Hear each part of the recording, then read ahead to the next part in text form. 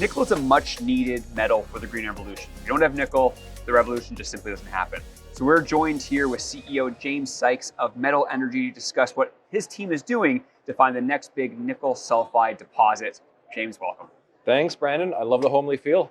Hey, I'm glad for it. That's what we try to do, get the wood going, get everything, set the right atmosphere, but also just to get right into a company's story. That's what investors are looking for. They want to find out the different investment options that are out there. And nickel, for whatever reason, is one that's not really getting as much investor attention right now. Lithium is, maybe graphite is, but nickel is so well needed. We're going to get to that. But first, if you can give us an overview of your company and where it is that you're exploring as well. We're primarily a nickel exploration company. We're looking for the metals that go into electric vehicles and renewable energies. So we're looking for nickel, copper, cobalt, PGEs. We'll consider lithium as well, but we really want to focus on the electrification of society, because that's the way things are going. So we've got some great projects, and we think that we can help provide energy that's required for society down the road. Yeah, and it is, right? We're making this huge push, but people don't understand you need to mine these metals. Yeah. It's just simple, or you don't get the revolution that everybody is hoping and planning for. Speaking about your projects, if we could take a deeper dive into your flagship Manibridge project, what has your team discovered there thus far? We've got quite a big resource on the works. Like it's a past-producing mine that mined about 1.3 million tons of 2.5% nickel, but they left a lot of mineralization in the ground, and we saw that and figured that this has the makings of something quite large. So we've gone back and looked at the historic drilling and noticed that it was very sparse. There's still quite a large opportunity to really grow this envelope. Mm-hmm. We launched a 12,500 meter drill program as our first endeavor onto the Manibridge project. We drilled 12,500 meters in 2022. Yeah. We just became the project operators last year, and really hitting it out of the park. You can see some of the results that we have in the background here. We have metal factors that are close to 60, where you're seeing 86 meters at 0.7% nickel, 69 meters at 0.8% nickel equivalents. These are significant intercepts. The past producing mine had metal factors of 30 and above. So what we're seeing here is you've got 60s down to 30s. You're seeing the same metal factors as what was mined previously. Mm-hmm. So if we go to the next section, you can see the size of this of what we're investigating here. You've got a zone that's 80 meters wide, traced by 180 meters on dip. It's open, still up dip, and it's open down dip. In a lot of these sections that we're seeing, mineralization is even strongest at these down dip components. So we think that there's more nickel to be found at these lower depths. So this is growing into a pretty big system. If we look at the long section of this, again, we're looking at metal factors above 25, which are all highlighted in red. You can see a number of them really clustered in here.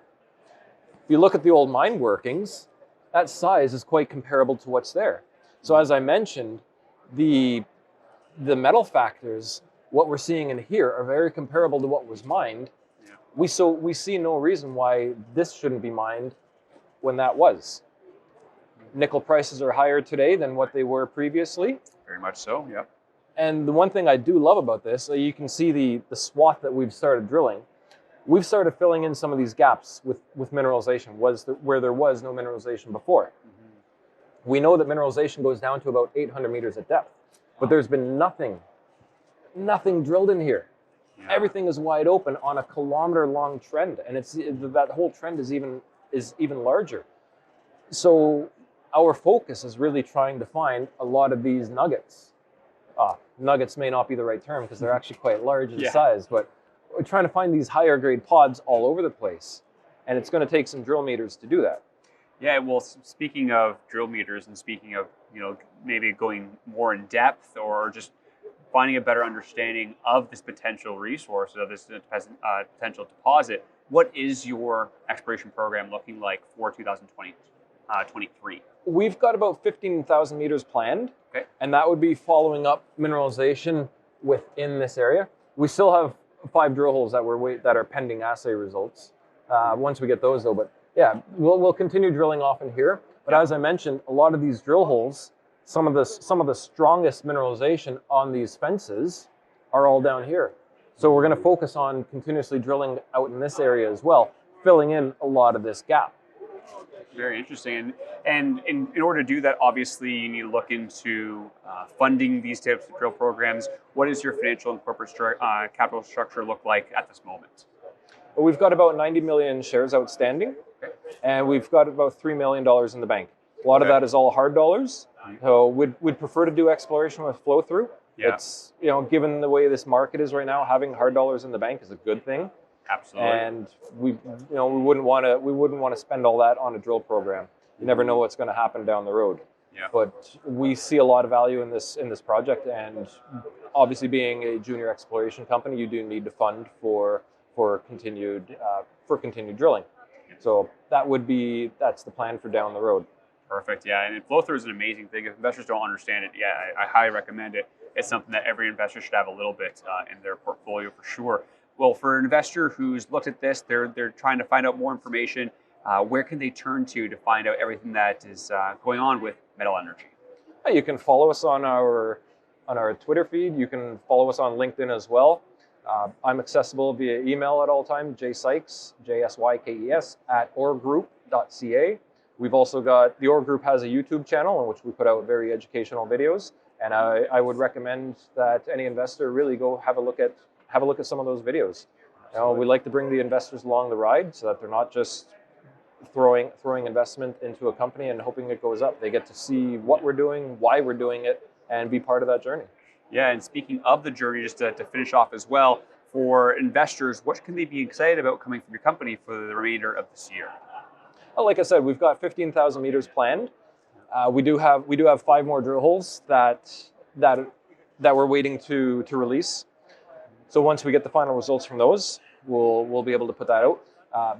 Going back into June this year, that's when we'd plan to start the 15,000 meter drill program. Hopefully carry us through to December, so we'd keep news flow with that. But like I said, the mineralization looks great so far. We think that we'll have a pretty big system here. Right now, we've got a market cap of about $6 million, and we've got $3 million in the bank. So you've got a potential for what we're hoping to have 15 million tons at about 0.6. That's our minimum target. Should that be valued at $3 million? Yeah. I don't think so. I think that's highly undervalued. So this is Metal Energy for me is definitely a great investment opportunity, especially with nickel prices continuously going up.